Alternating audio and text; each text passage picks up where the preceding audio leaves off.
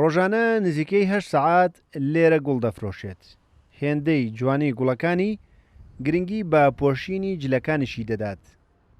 بە شێوەیەکی جیاواز کار دەکات و بەدەم خەندە و بەڕێزەوە گوڵەکانی بۆ شۆفێر و سەرنشینەکان نمایش دەکات. لە کاتی کارەکەیدا کەس بێزار ناکات.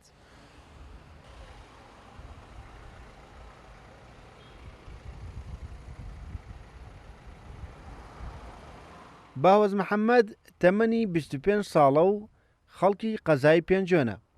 ماوەی 6 مانگە لێرە کار دەکات و بەم شێوەیە بژێوی ژیانی خۆی و خێزانەکەی لەم ترافیکەدا دابین دەکات.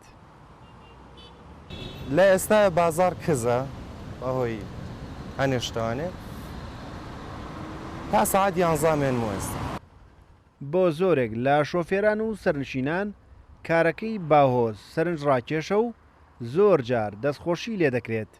ئەو هیواخوازە ئەو خۆشویستنە لە چوارچێوەی بەزەی پێداهاتنەوەدا نەبێت. هەنێک کەسان سوپرایزە بن ینی بەڕاستی بەلایەنەوانێ جیاوازە ئەو شێوازە فرۆشتنە پێیان سەیرە هەنێک کەسیش پێیان ناخۆشە بەس نازانم بۆ بە زۆرینەی خەڵک خۆشیانێ میوادارم لە ڕۆی ڕەحمەوانێ نەبێت. باهۆز بڕوانامەی بەکالۆرسی لە بواری زانستی کۆمپیوتەردا هەیە و زمانەکانی ئینگلیزی و عەرەبی و فارسی و کوردی بەباشی دەزانێت.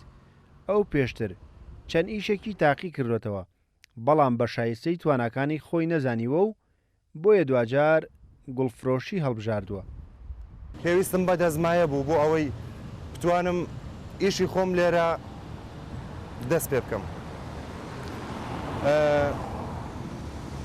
ئیشم زۆر کرد لە مەتعەمە لە زۆرینەی مەتعەمەکانی سلێمانیا ئیشم کردووە. لە دوکانی لەفەیە ئیشم کردووە، ئیشی دیلیڤەریم کردووە، ئیشی قاپ شۆردنم کردووە. بەس وەڕز بووم یعنی هەرچەندە لە سەرەتادا لەلایەن هەندێک لە دەرۆزەکەرەکانەوە جێچەڵی پێکراوە کە لێرە کار نەکات و بە بیانووی ئەوەی کە ئەوان ئەم ترافیکیان کڕیوە، بەڵام دواتر پۆلیس گرفتەکەی بۆ چارەسەر کردووە. ئەو ئێستا تا ڕادێک بە کارەکەی خۆشحاڵە، دەیەوێت لە داهاتوودا لە ڕێگەی و داهاتەی دەستی دەکەوێت داهێنانێک لە ئاستی پسپۆرەکەی خۆی دابکات و پرۆگرامێک لە بواری دیجیتال مارکێتینگ ئامادە بکات. ڕێبازیوە کورسات نیوز سلێمانی.